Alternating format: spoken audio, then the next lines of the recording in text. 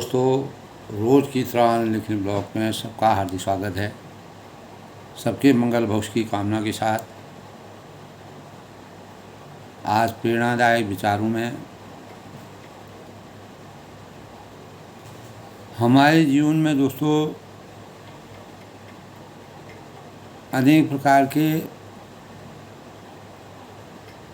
सुख और दुखों की अनुभूति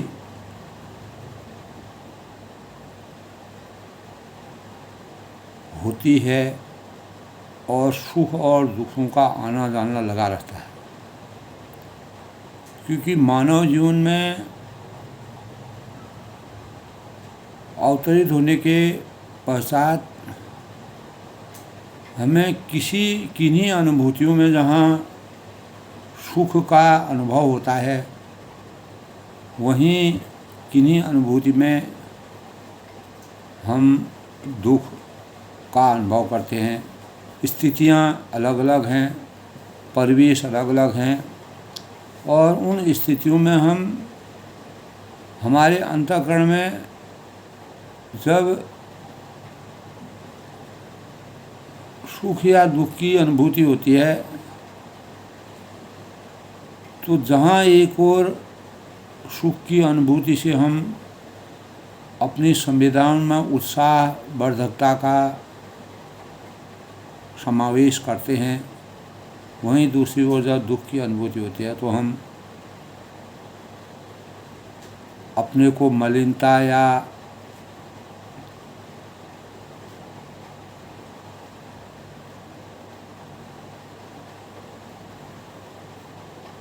दुख के भाव में हम डूब जाते हैं। तो इसी प्रकार दोस्तों दिल के दर्द से, इसी को कहते हैं दिल के दर्द से हम कैसे अपने जीवन को उबार सकते हैं। तो आध्यात्मिक दृष्टिकोण से अगर हम सोचें दोस्तों, तो हृदय की वेदनाओं में जहाँ सुख की अनुभूति की संवेदनाओं का संचार होता है, वहीं दुख की अनुभूति हमें अनेक प्रकार से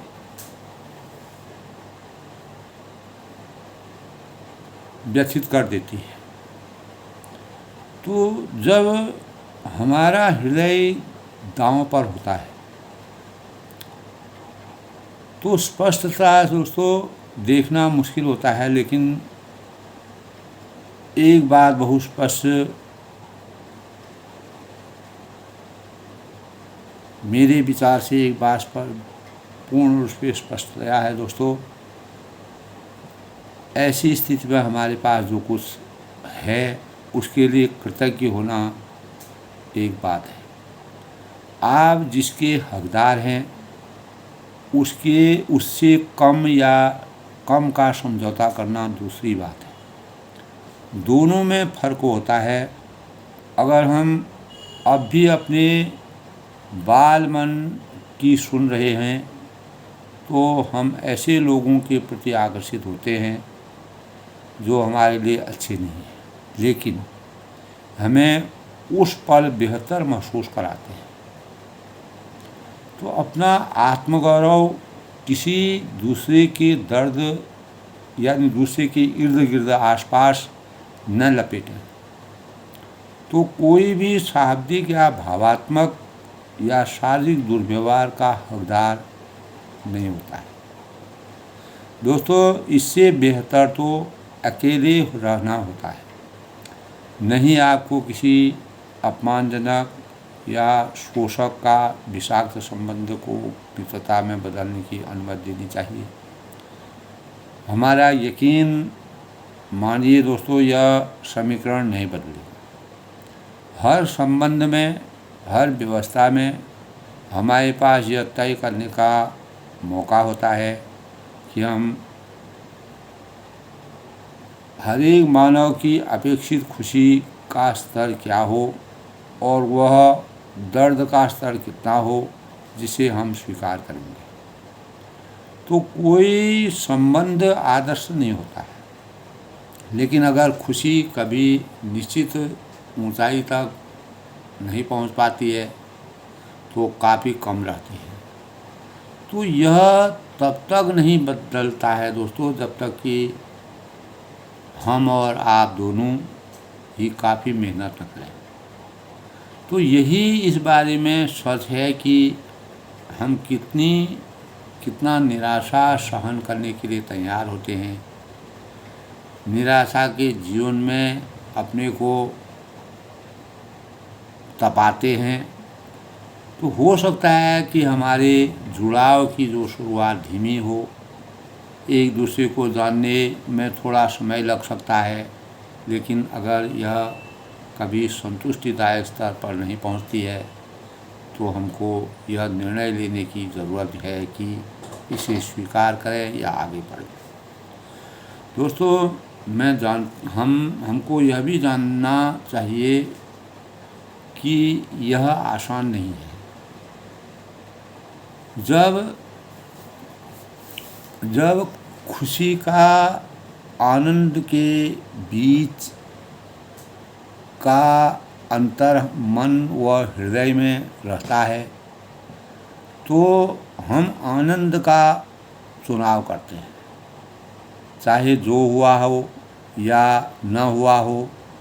आनंद तब होता है दोस्तों जब हम और आप अपने आप को अपने पास जो आपको लगता है कि कमज़ोर है उसके साथ शांति बना सकते हैं। तो खुशी का उत्पादन नहीं है, खुशी नहीं लाती है। जीवन का सबसे बड़ा आनंद है हम जो करना चाहते हैं बिना किसी दबाव के कर सकें। यदि हम सामाजिक कार्य करना चाहते हैं तो हम वह कार्य सामाजिक या आर्थिक दबाव के कारण नहीं कर पाते, जिसके कारण हम दुखी होते हैं। तो खुशी व आनंद का अनुभव कब होता है दोस्तों, जब आनंदमय कोश में आनंद की अनुभूति नहीं हो पाती, बल्कि आनंद का अनुभव शामिल है। तो खुशी का सबसे अच्छी परिभाषा संतोष की अनुभूति और खुशी को आनंद, उल्लास, खुशी या तो महसूस की जा सकती है या दर्शाई जा सकती है। तो खुशी आवश्यकी रूप से आंतरिक या बाह्य अनुभव नहीं है, बल्कि दोनों ही हो सकते हैं। तो आनंद उपव्यापक मानसिक स्थितियों की व्याख्या करता है, जिनका अनुभव मनुष्य और अन्य जंतु यानी सामाजिक और मनोरंजक संभावनाओं की तलाश के योगी मानसिक स्थिति के रूप में करते हैं। इससे विशिष्ट मानसिक स्थिति जैसे सुख, मनोरंजन और खुशी, परम आनंद और उल्लास, उन्माद की भी शामिल इसमें होता है। दोस्तों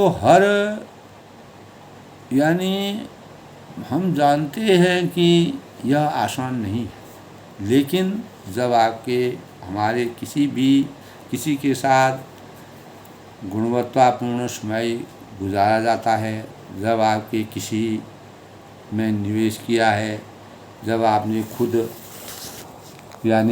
खुद को किसी को दिया है तो छोड़ना मुश्किल होता है। तो दोस्तों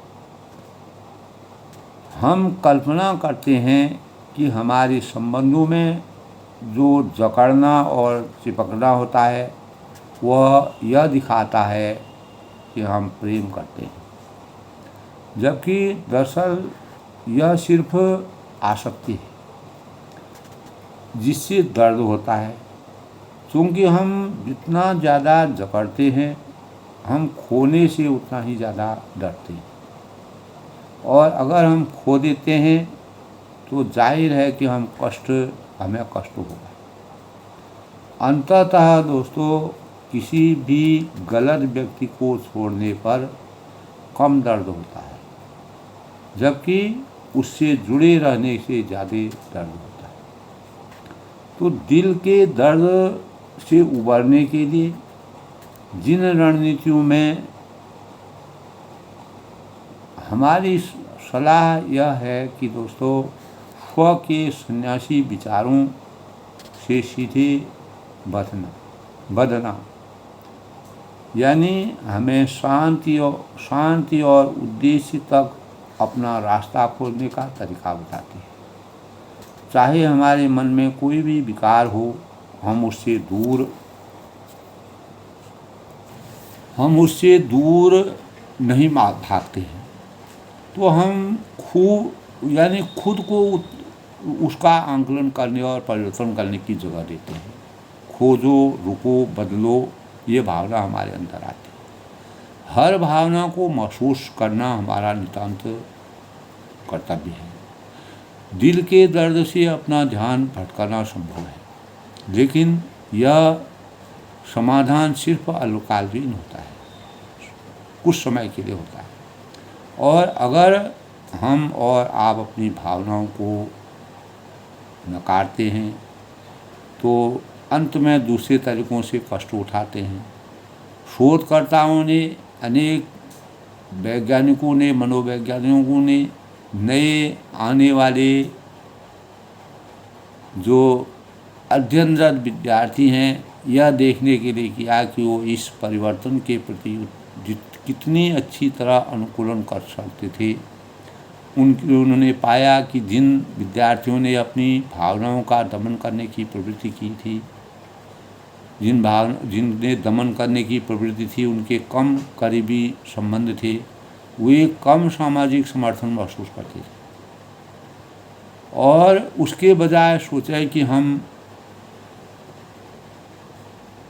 स्थिति में सामने वाले ने हमको कैसा महसूस कराया, तो हम और आप अपनी भावनाओं को लिखकर या उन्हें रिकॉर्ड करके व्यक्त कर सकते हैं। हमने जो लिखा है उसे पढ़ें और निष्पक्ष भाव से उसे सुनें।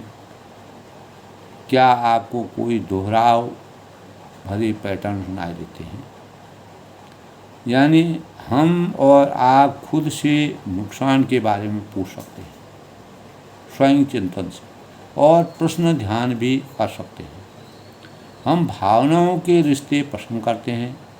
यह कितना आदर्श था, यह कितना अच्छा हो सकता था, हमारे हिसाब से यह कैसा होने जा रहा था। तो संबंध खराब होने और तबाह होने से पहले कितना रोमांटिक था, यह सब सोचने के बजाय वास्तविकता पर ध्यान केंद्रित करना चाहिए। संबंध से हमारी क्या आशाएं थी और आपने क्या खोया, क्या आपकी निराशा उससे बधी थी, वह व्यक्ति कौन था या कौन नहीं था।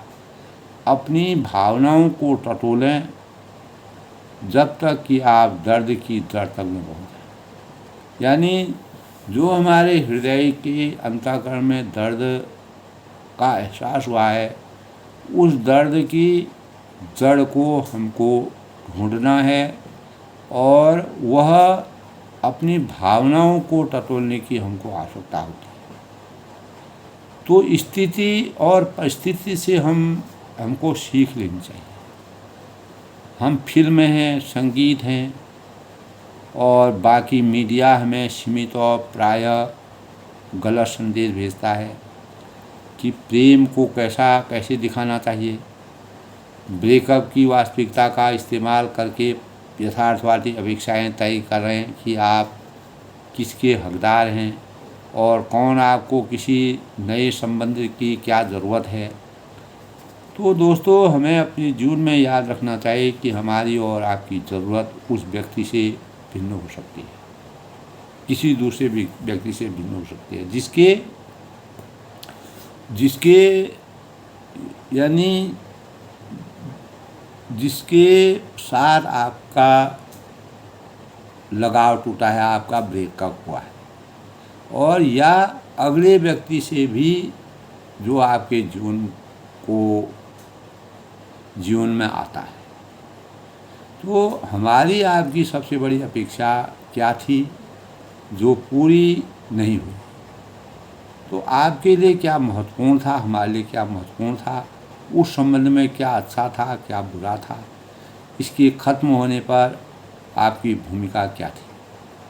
तो यहाँ अपने दर्द की पड़ताल करने के बजाय आपका और हमारा जो संबंध की कार्यप्रणाली की जांच पड़ताल करना चाहते थे, ताकि आप यह पहचान सकें कि आप अपने अगले संबंध से क्या चाहते हैं, क्या आपकी अपेक्षाएं हैं, और आपको खुद में किस चीज़ पर काम करने की ज़रूरत हो सकती है।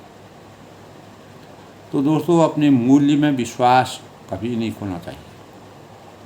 अगर हम अपने मूल्यों में विश्वास खो देंगे तो हम अस्तित्वहीन हो जाएंगे। और मान लीजिए हमारा किसी व्यक्ति से ब्रेकअप हो गया है, यानी एक दूसरे से अलग हो गए हैं, तो ब्रेकअप के पल में आप खुद को कम आंक सकते हैं, लेकिन आपका महत्व या मूल्य या हमारा महत्व और मूल्य किसी दूसरे व्यक्ति की भरपूर कद्र या प्रेम पर निर्भर नहीं है। यदि हम में और आप में पहचान संबंध के इर्द गिर्द बना लेते हैं, तो आपको दर्द महसूस करते हैं, तो वह यह है कि आपको अपनी पहचान के उस हिस्से का त्याग करना पड़ता है। यदि आपके और हमारे एक ही व्यक्ति ने अपनी सारी आवश्यकताओं को पूरा करने की अपेक्षा की थी, तो जाहिर है, निश्चित है दोस्तों कि उसके चले जाने के बाद एक शून्य रह जाता है। यानी अब जब आप अकेले हैं, शांत में हैं, तो उस समय का इस्तेमाल करके लोगों का समुदाय बनाया जा सकता है, जिनकी रुचि आपकी रुचियों के समान हो और जिन्हें आप अपने जीवन में हमेशा रखना चाहते हैं। खुद को पूर्ण बनाने का प्रयास करना चाहिए। आपको और हमको ऐसा व्यक्ति बनने की ज़रूरत है जो आपको खुश करता हो। तो दोबारा डेटिंग करने से पहले इंतज़ार करें। यानी याद रखना चाहिए दोस्तों इन बातों को कि अगर आपके पिछले दर्द का घाव नहीं भरा है, तो आप किसी अविश्वसनीय इंसान के साथ अविश्वसनीय जुड़ाव का अपना लगाव अवसर चूक सकते हैं।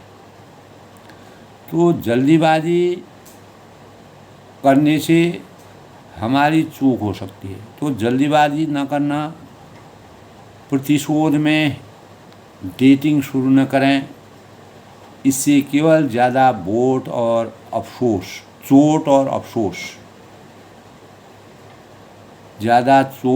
अफसोस उत्पन्न होता है। इससे दर्द का वायरस लगातार आगे फैलता रहता है। तो इसके बजाय खुद को दोस्तों ज़्यादा अच्छी तरह जानने में थोड़ा समय लगाएं। जब तक हम स्वयं का स्वनिरीक्षण सही और सुनिश्चित ढंग से नहीं करेंगे, तब तक हमको उस चीज़ के लिए दोबारा उसके लिए समय देना चाहिए। अपने आत्मगौरव को बढ़ाने के लिए, अपने विकास में निवेश करने के लिए अगर आपके संबंध में खुद को खो दिया, तो ब्रेकअप के बाद खुद को दोबारा खोज लें। तो सन्यासी के तरीके के भावों से प्रेरणा के स्रोत के रूप में दोस्तों हमारे जीवन में अनेक प्रकार के भावों का संचार होता है। तो एक प्रेरणा स्रोत के रूप में जागरूक बनने के लिए, स्थिति से निपटने के लिए, सुधार करने के लिए, हम रिश्ते के भीतर हो या रिश्ते के यानी दाखिल हो रहे हों, तो हम अपने एक कदम पीछे उठाते हैं ताकि आंकलन कर सकें, यह सुनिश्चित कर सकें कि हम अपने खुद के इरादों को समझने की शक्ति पर हमारे पास हो, तभी हम डेटिंग के संसार में कदम रख सकते हैं या आत्म जागरूकता और प्रेम की के साथ संबंध की ओर लौट सकते हैं, पहचाने, रुके और बदलें। तो दोस्तों, हमने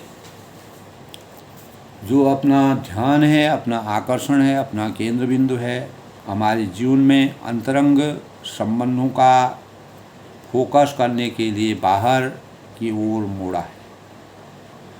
जब हम ज़्यादा बड़े संसार के साथ अपने संबंध पर आते हैं, तो हम अगर इस बात का जिक्र करते हैं, एहसास करते हैं कि आश्रम में मैंने अपने परिवार से, अपने बंधनों के परे का बंधन महसूस किया था। जब हम एक सन्यासी के रूप में सोचते हैं, जो एक ज़्यादा बड़ी शक्ति थी, जो हम सभी को एक कर रही थी, एक सूत्र में मान रही थी और जोड़ रही थी। तो फिजिसिस्ट नील ने दोस्तों इस संबंध में कहा है कि हम सभी जुड़े हुए हैं एक दूसरे से जैविक दृष्टि से, और पृथ्वी में इस धरती में रासायनिक दृष्टि से और बाकी सृष्टि से आणविक दृष्टि से यह जानने के बाद हमें अपने जीवन में सच्चा अर्थ खोजने के लिए सृष्टि की ओर देखना चाहिए। तभी हम सकारात्मक अपने दिल के दर्द से उबर करके अपने जीवन को प्रेरणा के स्रोत के रूप में आलोकित कर सकते हैं। जन भावनाओं का समायोजन कर सकते हैं, जन भावनाओं की वास्तविकता का प्रकटीकरण कर सकते हैं, मानवता के भावों का संचार कर सकते हैं। तो दोस्तों, हमारा हृदय जब दांव पर होता है तो स्पष्टता देखना मुश्किल होता है कि हम उस समय किन कर्तव्य विमूढ़ की स्थिति में होते हैं।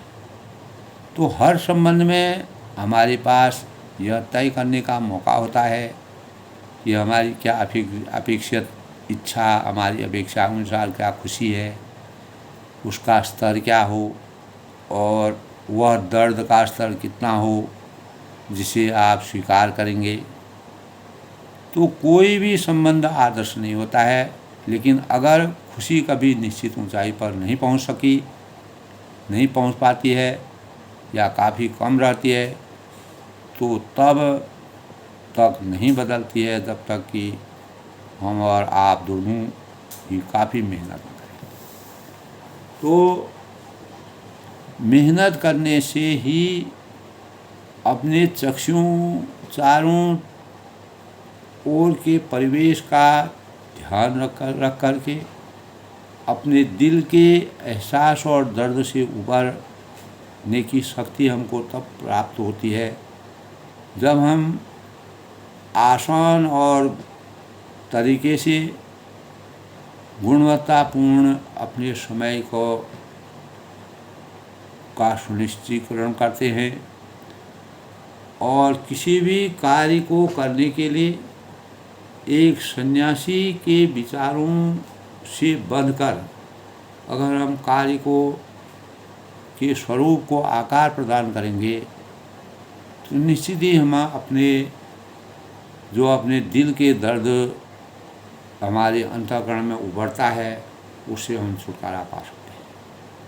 तो आज के प्रेरणादायी विचार में सबके मंगल भविष्य कामना के साथ हमें दिल के दर्द से कैसे उबरना है उसके बारे में मैंने अपने सुष्ट रूप में अपने विचारों को प्रकट किया